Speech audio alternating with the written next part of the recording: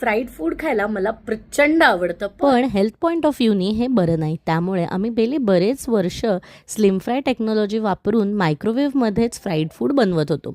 पण इतक्यात लक्षात आलं की ह्याचं क्रिस्पीनेस विशेष राहत नाही आणि म्हणून आम्ही स्विच ओव्हर केलं ह्या फिलिप्सच्या एअर फ्रायरला.